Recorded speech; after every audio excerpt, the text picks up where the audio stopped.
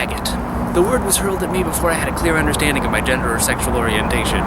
This is typical for children. I was visibly different, they had noticed, and name-calling ensued. I was nerdy, I was curvy, and I was obviously femme. And the rules of masculinity are such that if you fail to meet the rigorous standards in any way at all, you're a queer. This is distinct from gay, which just generally meant bad or uncool.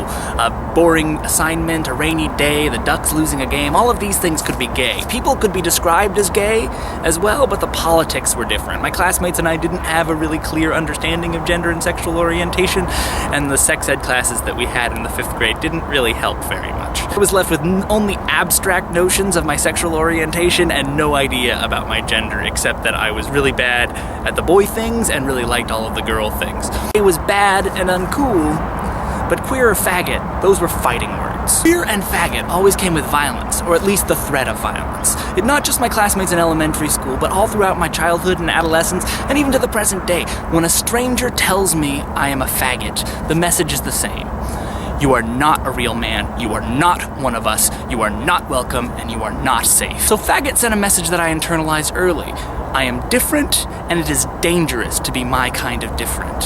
This message is at the heart of why I want to reclaim faggot, and why I get angry when people who have no experience with it use the word. Faggot was the first way I came to understand my difference, and it is still hugely useful. I am of the people you call faggot. This word joins us in our difference to you.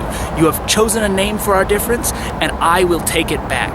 When I have reclaimed this word, it will no longer come with the threat of violence. There is somewhere where I can be among my faggot people.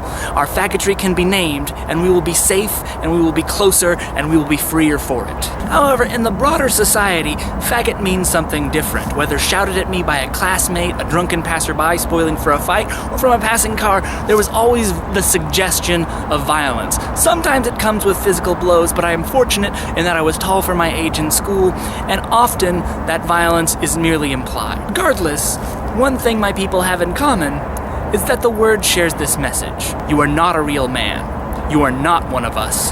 You are not welcome, and you are not safe. Not to jerk myself off here, but reclaiming that kind of a message takes some serious chutzpah. But don't get it twisted, faggot chose us. We're just trying to make some lemonade out of the lemons you're tossing at us, and turn your Molotovs into our cook fires. Just because we have set them to productive purpose does not mean y'all can have free reign to toss some more. A note to people who are concerned with what you can and cannot say. You can legally say almost anything. If someone then critiques what you say as harmful, bigoted, heterosexist, homophobic, oppressive, etc., and your chief defense is freedom of speech, you have entirely missed the point. It is possible to be within your legal rights and also an asshole. I believe that being an asshole is completely distinct from not following the law. In order to not be an asshole, you have to not do the asshole things, like, for example, using slurs carelessly. I am a faggot. This means that sometimes I am unwelcome and unsafe. This is not a problem with my people. This is a problem with assholes who would threaten us and do us harm. I am a faggot. This means I am different. And that difference is good and powerful. I will use my difference to speak truths that the world would not otherwise hear. My otherness will be a tool to make the world more just. I am a faggot, and this means I can lay down the burden of being a real man. What a relief. Not a man, real or otherwise. I am pleased to fail. I will let my failure be a lesson. The measure of a man is not how well he fights, or who he fucks, or his bank account, or his body, or anything bound up in this real man identity. The measure of a man is his quality as a human being. If I must be a failure, then I will be a kind failure.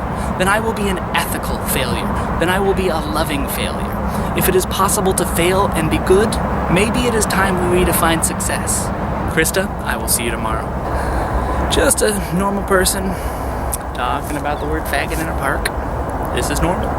This is a normal thing to do on Thanksgiving.